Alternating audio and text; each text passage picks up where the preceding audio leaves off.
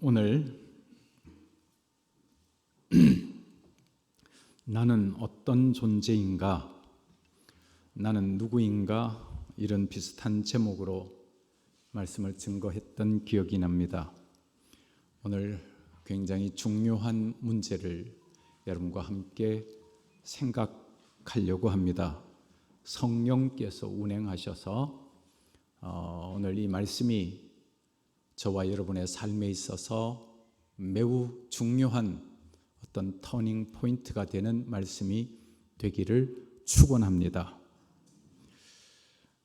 지난 주간에 우리나라 최고의 부자였던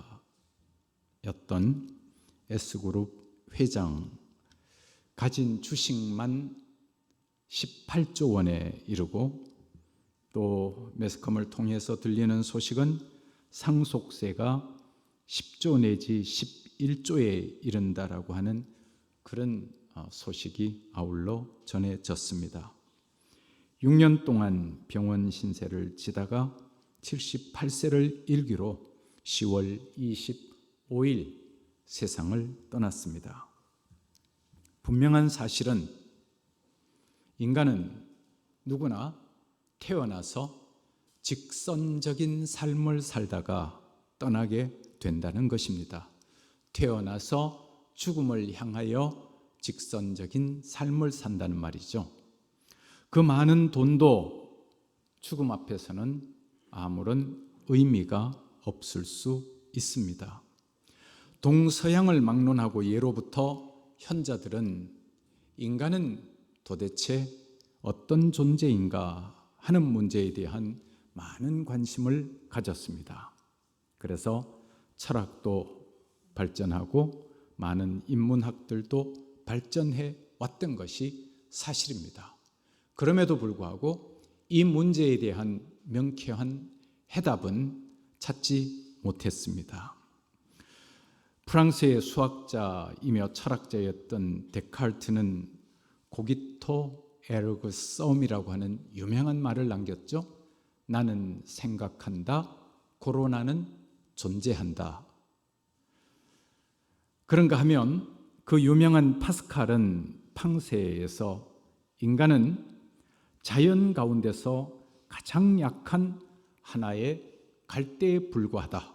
그러나 인간은 생각하는 갈대다 라고 하는 아주 유명한 말을 남겼습니다. 인간을 갈대라고 한 표현은 성경에서 따왔다는 것이에요. 이사야서 42장 3절에 상한 갈대를 꺾지 아니하며 한 말씀에서 인간을 생각하는 갈대다 이렇게 표현했다는 것입니다.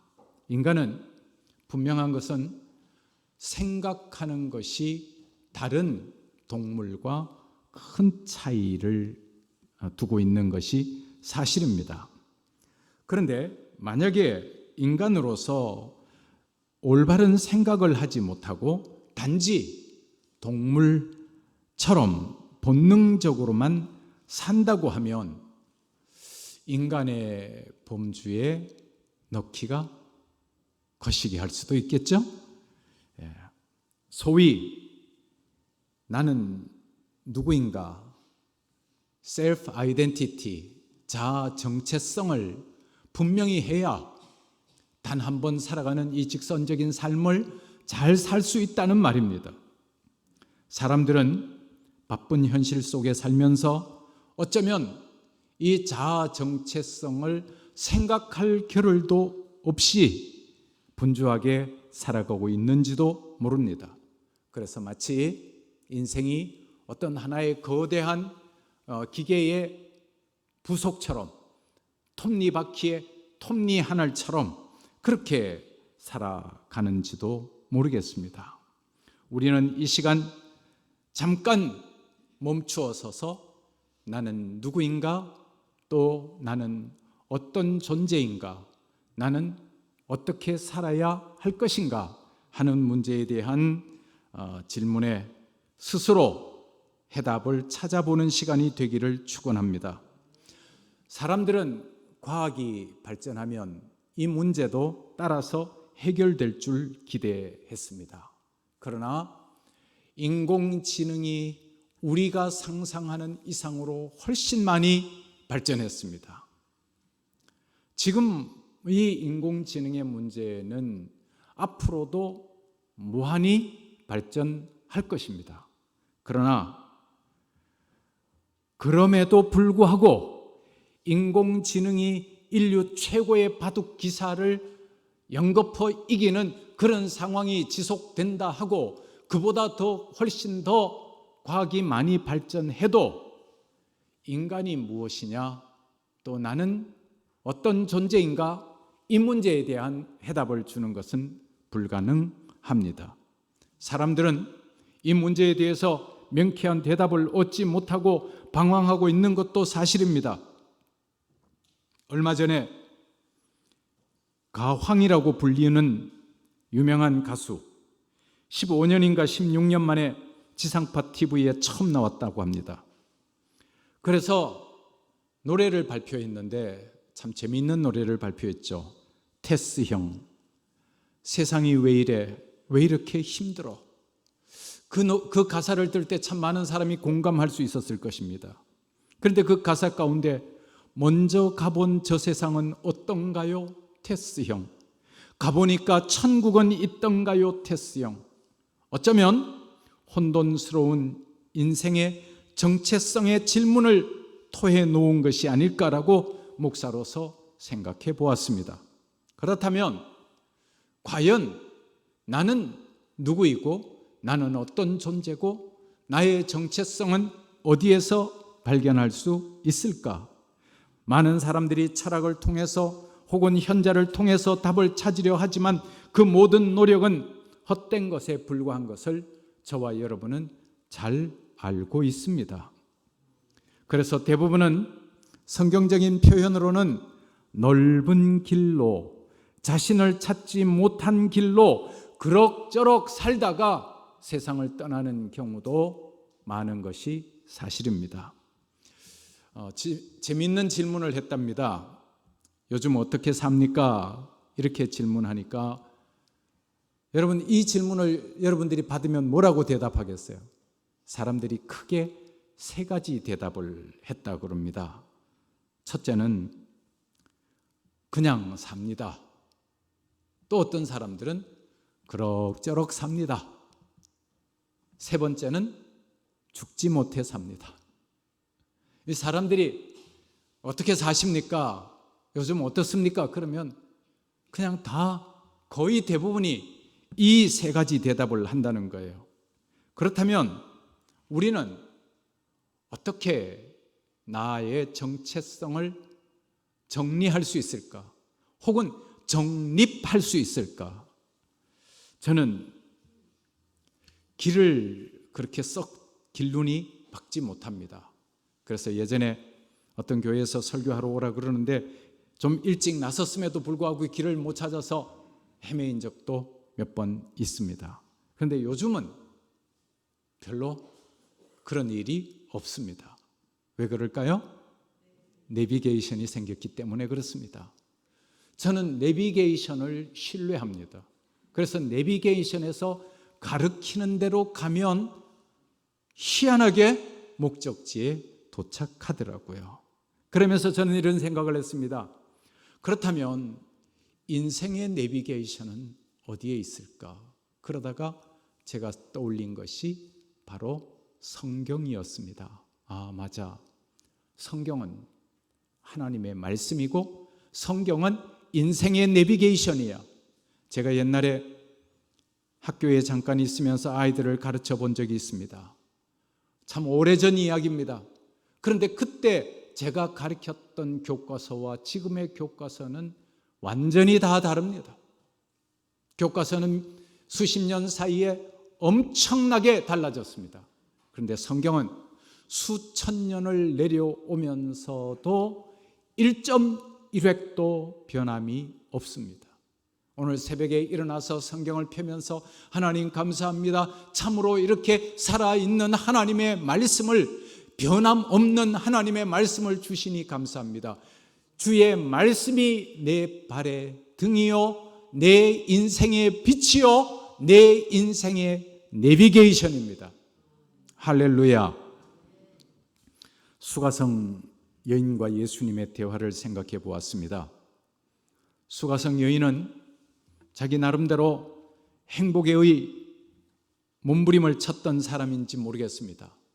그래서 남편을 5명 가졌었습니다. 그래도 행복을 찾지 못하고 이제 6번째 남편하고 살고 있습니다. 그때 예수님이 이 여인을 찾아오셨습니다. 그러면서 이 여인을 보고 물을 달라고 말씀하십니다. 그때 예수님께서 물을 가운데 두고 이 여인과 대화를 합니다. 이 물을 먹는 자마다 다시 목마르려니와 내가 주는 물을 먹는 자는 영원히 목마르지 아니하리니 나의 주는 물은 그 속에서 영생하도록 솟아나는 샘물이 되리라. 예수 그리스도께서는 저와 여러분에게 영생의 문제를 해결해 주는, 그리고 인생에 있어서 참된 만족을 얻게 하는 샘물이 되겠다고 약속하십니다. 저는 인간의 정체성, 아니 조금 더 좁혀서 말하면 나라고 하는 존재의 정체성을 성경 안에서 찾을 수 있었습니다. 오늘 이 말씀을 제가 여러분에게 부탁합니다. 제가 참 깊이 기도하면서 고민하면서 한 글자 한 글자를 썼습니다. 여러분이 저와 같이 이 성경의 흐름을 찾아서 오늘 하나님의 음성을 듣기를 축원합니다. 창세기는 제네시스, 시작을 다루고 있는 하나님의 말씀입니다. 창세기에서 인간의 시작이 나타납니다. 여기서부터 우리는 인간이란 어떤 존재인가, 아니 나는 어떤 존재인가를 깨달을 수 있습니다. 창세기 1장은 하나님의 창조, 즉 시작이 나타납니다. 창세기 1장 3절을 한번 보시면 하나님이 이르시되 뭐라고 그러셨죠? 빛이 있으라 하시니 빛이 있었고, 그래서 사람들은 하나님이 제일 먼저 창조하신 것, 이 지구상에 이 우주에 제일 먼저 나타난 것이 무엇이냐 그러면 빛이라 그럽니다. 그런데 자세히 보면 하나님이 이르시되, 그랬으니까 이르시되라고 하는 말은 옛날 성경에는 가라사대 이렇게 했고, 이 말은 이렇게 번역해도 틀림이 없습니다. 하나님께서 말씀하시되 빛이 있으라 하시니 빛이 있었고, 그러면 빛보다 먼저 있었던 게 있죠? 빛보다 먼저 있은 게 뭐예요? 말씀이 먼저 있었고, 또 말씀하고 같이 하나님이 계셨고, 그래서 요한복음 1장 1절에 보면 이 말씀을 이렇게 해석합니다. 태초에 말씀이 계시니라. 이 말씀은 곧 하나님이시라. 그러니까 태초에 하나님이 계셨고 하나님이 말씀으로 역사하셨다, 이렇게 생각하면 틀림이 없죠. 이 말씀이라고 하는 말을 헬라어로는 로고스라고 그럽니다. 여러분이 많이 들어보셨죠? 로고스라고 하는 것은 말 혹은 이야기, 이렇게 해석할 수 있습니다. 그러면 말과 이야기는 뭐 하기 위해서 필요하죠? 커뮤니케이션 하기 위해서 필요합니다. 말과 이야기는 듣는 대상을 필요합니다. 제가 여기서 깨달은 것이 있습니다. 인간은 하나님의 말씀을 듣는 존재구나. 하나님이 말씀하시고 인간이 듣고, 또 내가 말하면 하나님께서 들으시고, 말이라고 하는 것은 서로 커뮤니케이션 하기 위한 것 아닙니까? 하나님께서 말씀이 하나님이시라고 하면 이 말씀을 듣는 존재가 있어야 되는데, 듣는 존재가 바로 인간이라는 사실입니다. 그러면 여러분 가만히 생각해 보세요. 인간은 하나님의 말씀을 들을 때 비로소 인간이 되는 겁니다. 만약에 인간이 하나님의 말씀을 전혀 듣지 않고 하나님도 의식하지 못하고 그렇게 살아간다고 하면 이건 제가 판단하는 겁니다. 인간도 아니다. 만약에 하나님과 전혀 관계가 없는 인간이라고 할 때 그럼 이 인간은 동물적 삶이 될 뿐입니다. 먹고 마시고 그냥 본능에 끌려서 살아가는 삶. 그런 삶은 인간도 아니다는 거예요. 성 어거스틴은 참회록에서 이런 이야기를 합니다. 나의 영혼이 하나님을 발견하고 그의 품에 안기기 전까지는 그 어디에서도 기쁨과 평안을 체험하지 못했다고 고백하고 있습니다. 저 스스로의 인생을 돌아보아도 마찬가지입니다. 하나님의 말씀이 내 속에 들리기 시작하고 또 하나님 앞에서 나의 존재를 깨닫게 된 그 순간부터 저는 제 인생의 의미를 깨달을 수 있었고 하나님과 나와의 관계가 정립되고 나서야 나의 정체성을 하나님 앞에 서 있는 나의 정체성을 깨닫게 되었다는 말입니다. 인생이 살면서 세상적으로는 많은 것을 이루고도 끝내 인생의 회의와 공허감만 느낀다고 하면 그 인생은 인생의 참다운 의미를 자기의 정체성을 왜 사는지 하는 것을 깨닫지 못했다고 볼 수 있습니다. 오늘 성경을 통해서 조금 확인하려고 합니다. 창세기 1장 2절 말씀을 한번 보시죠. 하나님의 창조 사역이 있기 전 상태를 이렇게 표현합니다. 땅이 혼돈하고 공허하며 흑암이 깊음 위에 있고 하나님의 영은 수면 위에 운행하시니라. 제가 여기에서요 굉장히 많은 은혜를 받았고 어떤 영감을 받았던 말씀이 이 말씀입니다.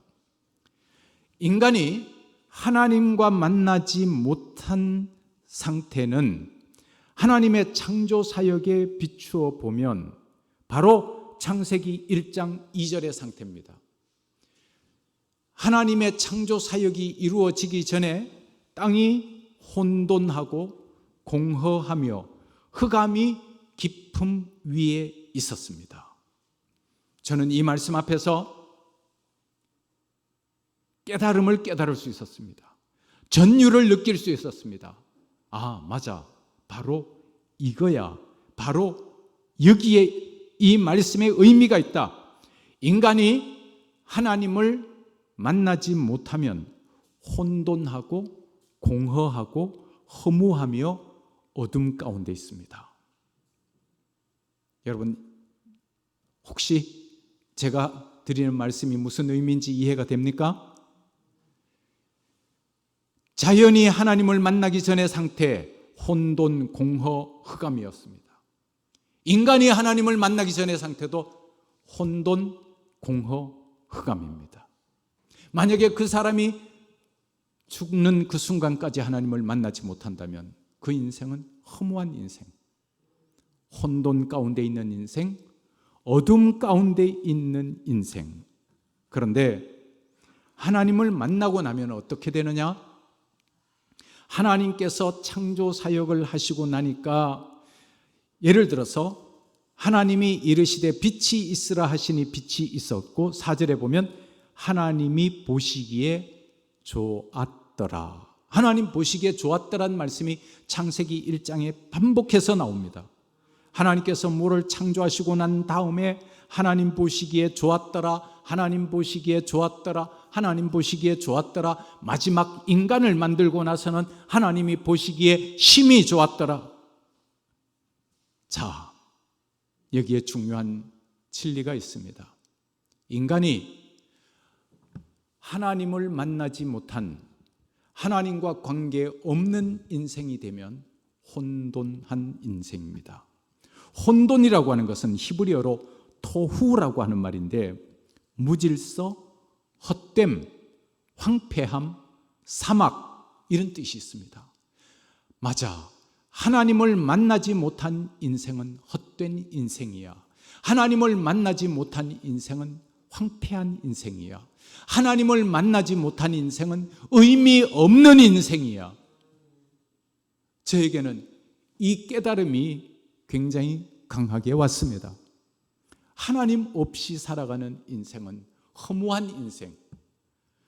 여러분, 우리가 살아가면서 인생의 의미를 찾기 위해서는 하나님의 말씀을 내 속에 받아들여야 된다는 사실입니다.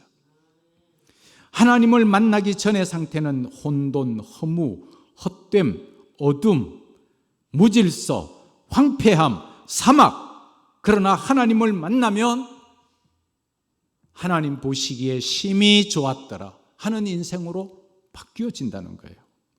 하나님께서는 자연을 창조하시고 동식물을 창조하시고 여섯째 날 마지막 인간을 창조하셨습니다. 그런데 그 인간은 특별한 존재로 창조하십니다. 창세기 1장 26절을 보세요.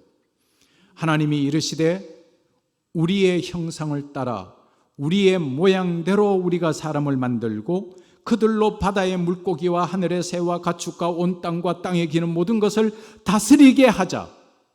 27절에 하나님이 자기 형상 곧 하나님의 형상대로 사람을 창조하시되, 여기에서 우리는 중요한 인생의 해답을 얻게 됩니다. 인간은 하나님의 형상대로 창조함을 받은, 지음을 받은 유니크, 독특한 존재라는 사실입니다. 할렐루야. 하나님의 형상대로 지음받은 영적 존재가 인간입니다.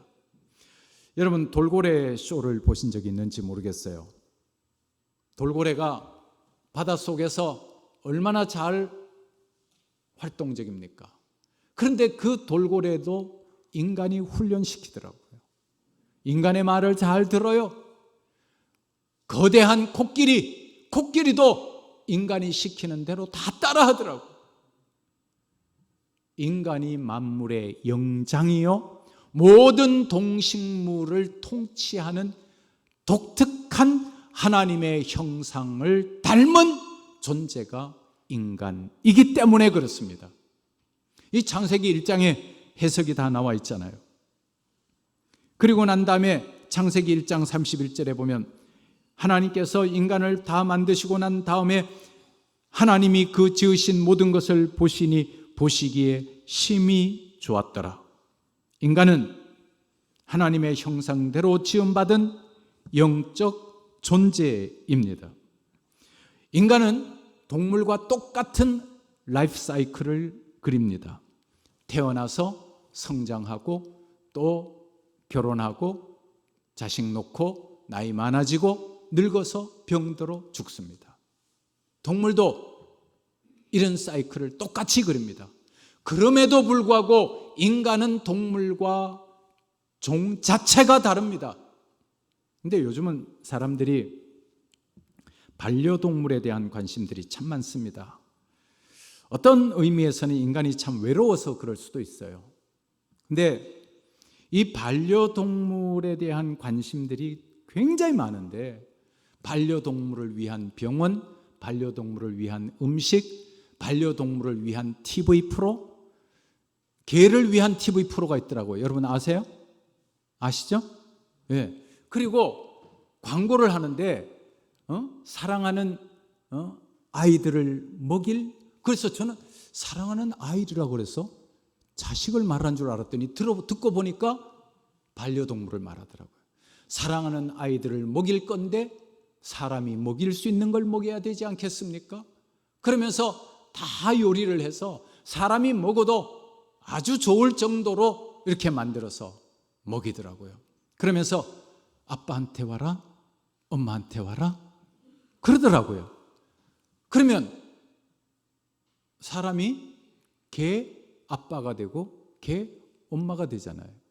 사람들은 기꺼이 그렇게 자기가 아빠라 그러고 자기가 엄마라 그럽니다. 그런데 근원적으로 문제는 아무리 반려동물이 사랑스러워도 반려동물은 하나님의 형상대로 지음받은 존재는 아닙니다. 인간만 하나님의 형상대로 지음받은 영적 존재라고 하는 사실입니다. 그리고 여기에 또 중요한 문제가 있습니다. 하나님의 형상대로 지음받은 영적 존재이기 때문에 인간은 영적인 문제가 해결되지 아니하고서는 참된 만족과 참된 기쁨, 보람, 평화를 누릴 수가 없다는 사실입니다. 어거스틴이 지적한 것처럼 말입니다. 그리고 또한 인간이 하나님의 형상을 닮았다는 사실은 큰 의미를 가지고 있습니다. 왜냐하면 인간이 어떤 의미에서는 참 초라한 모습이 될 때가 있습니다. 나이가 점점 들어가면서 사실은 제가 어제 저녁에 염색을 했는데 머리가 거의 완전히 희더라고요. 만약에 염색을 안 하면 참 백발이겠구나. 백발도 참 아름답죠. 백발은 상급일 수 있어요. 성경의 표현대로 말하면. 그런데 저는 백발이 별로 좀 아직은 안 어울리는 것 같아요. 그래서 어제 저녁에 집사람이 저에게 염색을 다 해줬습니다. 염색하고 나니까 조금 보기가 좋아 보이는 것 같아요. 그래서 저 자신의 모습이 참 초라하게 느껴질 때가 많습니다. 아마 여러분도 스스로에 대해서 왜소하게 느끼고 초라하게 느낄 때가 있었는지 모르겠어요. 그런데 내가 참 초라하지만 나는 하나님의 형상대로 지음받은 고귀한 존재다 라고 하는 사실을 인식할 때 우리는 어떤 어려움도 극복해 갈 수 있습니다. 할렐루야. 인생의 성공과 실패도 마찬가지입니다. 자기 자신을 어떤 존재로 인식하느냐에 따라 큰 차이가 있습니다. 깊은 열등감과 자신감이라고는 없다고 하면 어떤 문제도 헤쳐나갈 수가 없습니다. 당연합니다. 그러나 어떤 문제가 있을 때 나는 하나님의 형상대로 지음받은 하나님을 닮은 존재고 하나님이 나와 함께 하신다는 믿음이 있을 때 우리는 하나님의 그 능력으로 하나님의 말씀을 듣고 기도하면서 우리는 넉넉히 이겨갈 수 있는 또한 힘을 가지고 있는 존재들입니다. 할렐루야. 할 수 있거든이 무슨 말이냐? 믿는 자에게는 능치 못할 일이 없느니라. 나는 비록 보잘것없지만 하나님의 형상대로 지음받은 하나님이 함께하는 사람이다. 그렇다면 이 정도 어려움은 극복할 수 있다. 이길 수 있다라고 믿으시기 바랍니다. 또한 하나님께서 만물을 창조하실 때마다 하나님이 보시기에 좋았더라, 좋았더라, 좋았더라 창세기 1장에서 여러 번 반복합니다. 4절, 10절, 12절, 18절, 21절, 25절, 31절에는 심히 좋았더라. 제가 여기서 하나 깨달은 게 있어요. 내가 세상을 어떤 눈으로 봐야 될 건가? 세상을 비관적인 눈으로 볼까? 우울한 눈으로 볼까? 저 같은 경우는 비관적으로 볼 수 있고 우울한 눈으로 볼 수 있는 환경과 조건이 저에게는 굉장히 많습니다. 그러나 그럼에도 불구하고 저 스스로 저는 말씀으로 저 스스로를 격려합니다. 그래, 하나님이 함께 하시면 기적처럼 일어날 수 있다. 아멘. 여러분 잘 아시듯이 저는 수술을 여러 번 했습니다.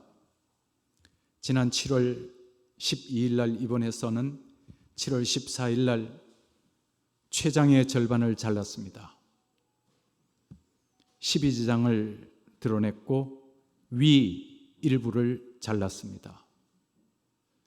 그전에는 대장을 잘랐고 소장도 잘랐고 신장도 하나 절제했습니다. 정말 살아있다는 것 자체가 기적일 수 있는 그런 상황 속에서 제가 절망적인 상황을 또한 절망적인 마음을 가진다고 하면 끝없이 가질 수 있습니다. 그런데 저는 아니야. 그래, 하나님이 나와 함께 하시고 나는 하나님의 형상대로 지음받은 고귀한 존재고 하나님이 기적적으로 나를 살리고 계시고 붙잡고 계신다면 일어날 수 있다라고 믿습니다. 사랑하는 성도 여러분, 여러분들도 똑같은 생각을 하시길 바랍니다. 여러분들은 하나님의 형상대로 지음받은 값진 존재입니다. 주변 환경이 아무리 힘들고 아무리 어려워도 하나님이 여러분과 함께 하십니다. 하나님이 여러분과 함께 하시면 일어날 수 있습니다. 그리고 세상을 좋은 눈으로 바라보시기 바랍니다. 하나님께서 만드시고 난 다음에 하나님 보시기에 좋았더라, 하나님 보시기에 좋았더라, 하나님 보시기에 좋았더라. 제가 여기서 중요한 인사이트를 얻었습니다. 그래, 하나님이 만드시고 하나님이 좋았다고 하는 세상을 나도 좋다고 보자. 금년도에는 가을이 유난히 예쁩니다. 저에게는 단풍도 예쁘고 노랗게 물든 은행도 이쁘고 떨어지는 알밤도 아름답고, 그래, 세상을 좋은 눈으로 바라보자. 하나님이 좋다고 하셨으니까 나도 좋다고 여기자. 긍정적 사고와 적극적인 태도로 세상을 살 필요가 있습니다. 그리고 우리가 하나님처럼 세상을 보는 눈이 필요합니다. 하나님이 보시기에 좋았더라. 하나님이 사람을 만드시고 난 다음에는 심히 좋았더라고 말씀하셨습니다. 좋은 눈으로 바라보는 훈련을 하시길 바랍니다. 시기심과 다른 사람이 잘 될 때 질투심 때문에 괴로워하지 말고 가능하면 적극적인 생각으로, 긍정적인 생각으로 다른 사람의 잘못을 덮어줄 뿐만 아니라 다른 사람이 잘 될 때 축하하는 눈으로 바라보시기를 바랍니다. 그렇게 하기 위해서는 조건이 있습니다. 먼저 자기가 자기 자신을 어떤 눈으로 바라볼 건가? 나는 별 볼 일 없는 것 같지만 이래도 하나님의 형상대로 지음받은 소중한 존재야. 나는 할 수 있다라고 하는 믿음을 가지시기를 축원합니다. 자기 자신을 먼저 귀하게 여기고 자기 자신을 좋게 여길 때 다른 사람도 좋게 여길 수가 있습니다. 그리고 인간관계에 있어서도 가능하면 다른 사람을 좋은 눈으로 바라보시기를 바랍니다. 내가 다른 사람을 좋은 눈으로 바라보면 그 사람도 나에게 좋은 눈으로 돌아옵니다. 내가 다른 사람을 나쁜 눈으로 바라보면 그 사람도 나에게 나쁜 눈으로 바라보게 됩니다. 이것이 인간관계의 법칙입니다. 그래서 가능하면 여러분 어떻게 생각하면 세상 별거 아닙니다. 우리는 좋은 눈으로 세상을 바라보고 삽시다. 제가 자연이 참 아름답다 그랬고 단풍이 아름답다 그랬는데 저에게 더 심히 좋은 분들이 있습니다. 누구일 것 같아요? 바로 여러분들입니다. 꽃보다 아름답습니다. 단풍보다 아름답습니다. 여러분 한 분 한 분이 저의 힘입니다. 한 분 한 분의 사랑 때문에 저는 힘을 낼 수가 있었습니다. 저는 교인들 한 분 한 분이 잘 된다 그러면 너무너무 좋습니다. 반대로 여러분 한 분 한 분이 어려운 일을 당한다 그러면 저는 참 괴롭습니다. 아, 이게 목사구나 하는 생각을 합니다. 그런 의미에서 여러분이 좋은 소식을 저한테 많이 알려주시기 바랍니다. 여러분들이 잘 되시기를 바랍니다. 아멘. 좋은 눈으로, 서로 좋은 눈으로 바라보고 서로 사랑하는 눈으로 바라보고 서로를 위해서 축복하고 인간관계도 그렇게 하면 그 인생은 후회 없는 인생이 됩니다. 그리고 또 한 가지 말씀을 하고 말씀을 정리하려고 합니다. 창세기 1장 28절을 보니까 특별한 단어가 나와 있더라고요. 하나님께서 다른 모든 우주 만물을 만드시고 난 다음에는 이런 표현이 없었습니다. 그런데 하나님이 사람을 창조하시고 남자와 여자를 창조하시고 난 다음에 1장 28절에 하나님이 그들에게 그 다음에 뭐라 그랬어요? 복을 주시며. 할렐루야. 굉장히 중요한 말씀입니다. 하나님께서 인간을 창조하시고 난 다음에 그들에게 복을 주시며 생육하고 번성하며 땅에 충만하라고 말씀하고 땅을 정복하라고 말씀하셨습니다. 바다의 고기와 공중의 새와 땅에 움직이는 모든 생물을 다스리라. 우리는 흙으로 지은 바닥기에 땅을 떠나서 살 수 없습니다. 이 땅에서 땅을 정복할 필요가 있습니다. 땅에서 나는 것으로 우리가 먹어야 됩니다. 그런데 하나님께서 저와 여러분들을 가르쳐서 복을 주시고 복된 존재라고 하셨습니다. 할렐루야. 그래서 우리가 살아있는 동안에 나는 땅을 정복할 수 있습니다. 아멘. 한번 따라합시다. 나는 복받은 존재다. 이 말을 다른 말로 말하면 우리 교회 식으로 표현합니다. 나는 행복한 존재다. 할렐루야. 여러분은 행복한 사람입니다.